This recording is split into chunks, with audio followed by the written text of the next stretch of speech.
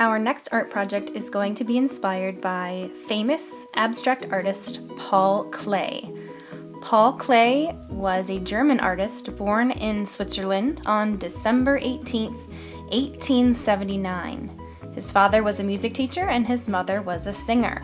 From an early age, his parents wanted him to pursue music as a career, which he did to make them happy. But as he grew older, he felt like the classical music he was trained to play was too restricting. He wanted more freedom and more choice to be expressive, which led him to start experimenting with art and painting, which he immediately came to love. Klee is an abstract artist, which means his art does not resemble things as we see them in the real world. He used a lot of shapes, lines, and colors to create his paintings. His style is recognized by his use of simple shapes, particularly squares, and each shape has its own color. The painting that inspired our next project is called Once Emerged from the Gray of Night. There are a lot of squares, and inside each one is a different color. The words are actually in German and are from a famous poem that Klee enjoyed. What do you notice about his painting compared to the painting that we are going to create? Think about the similarities and differences as you are creating yours. Now let's take a look at some of the art supplies that we're going to use and watch the demonstration. Okay, the material that we're going to use is called an ink dauber. Inside of this little bottle is black ink, permanent black ink. You need to be very careful with these.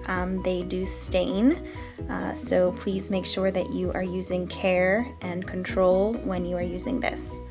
Take the cap off, and you'll see the top is like a little sponge type top. And that is where the ink comes out of. You don't have to press hard with these. You do not want to squeeze the bottle. No, no, no, no, no. If you squeeze, you're going to get an ink explosion, so please do not squeeze. Your hand is just going to guide the ink dauber along the paper. You don't need to squeeze. So when you're ready, open up the ink dauber, put the cap down, and we're just going to create some wavy lines to break up the space. That's where our letters are going to go. Place the tip down and just gently draw across your paper.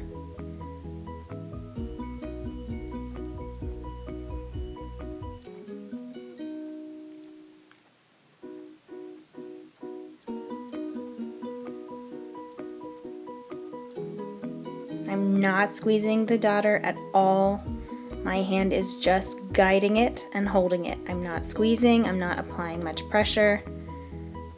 Okay, so here's where we're going to put our letters. When you are drawing your letters, you want to make sure that the letters go to the top and to the bottom, top of the page and the bottom of the line.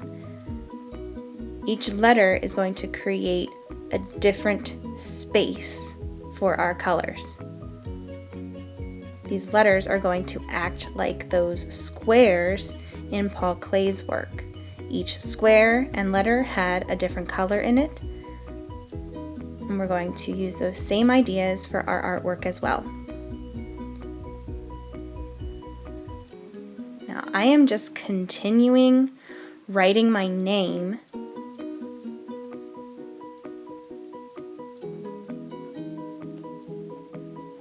You can have the letters go right off the page and just start on the next row where you left off.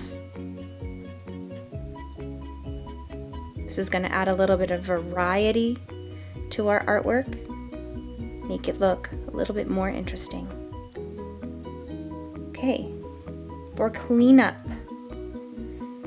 you need to put your cap back on right away. As soon as you are done with the ink dauber, put the cap on. We do not want any accidental spills. This is going to go over to the counter. Your artwork is going to the drying rack.